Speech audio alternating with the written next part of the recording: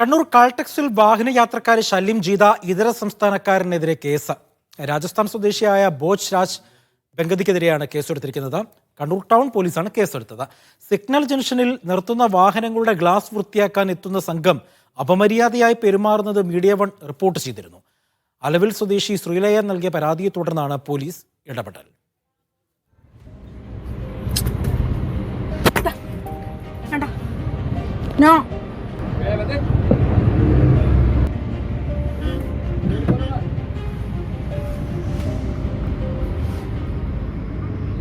Kannur Caltex ജംഗ്ഷനിലെ സിഗ്നലിൽ നിന്നും അലവിൽ സ്വദേശിയായ വീട്ടമ്മയ്ക്ക് നേരിട്ട അനുഭവമാണിത്.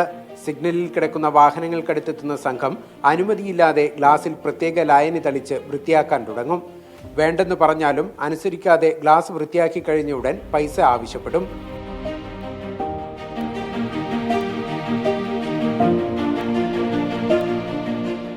പൈസ നൽകാതിരുന്നാൽ അസഭ്യവർഷം തുടങ്ങും. സ്ത്രീകൾ മാത്രമേ ഉള്ളൂവെങ്കിൽ കയ്യേറ്റത്തിന് ശ്രമിക്കുമെന്നാണ് LIC ജീവനക്കാരിയായ പരാതിക്കാരിയുടെ അനുഭവം.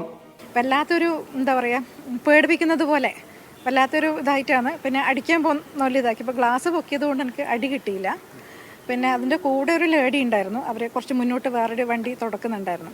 അപ്പോൾ അവർ എന്നെ ഒരു വൃത്തികെട്ട രീതിയിലുള്ളൊരു ആംഗ്യവും കാണിച്ചില്ല. അതായത് നിങ്ങളെ കൊണ്ടൊന്നും ചെയ്യാൻ പറ്റത്തില്ല എന്നുള്ളൊരു ഇത് കാണിച്ചായിരുന്നു. ജില്ലാ ഭരണസിരാ കേന്ദ്രത്തിന് തൊട്ടടുത്ത് നടക്കുന്ന ഈ പ്രവൃത്തി അധികൃതർ ആരും ഗൗനിക്കുന്നില്ല. ശ്രീലയ പരാതി നൽകിയ ശേഷവും സ്ത്രീകളും കുട്ടികളും അടങ്ങിയ സംഘം കാൽടെക്സിൽ തങ്ങളുടെ പ്രവൃത്തി തുടരുന്നത് ഞങ്ങൾ കണ്ടു. Media one, Kannur.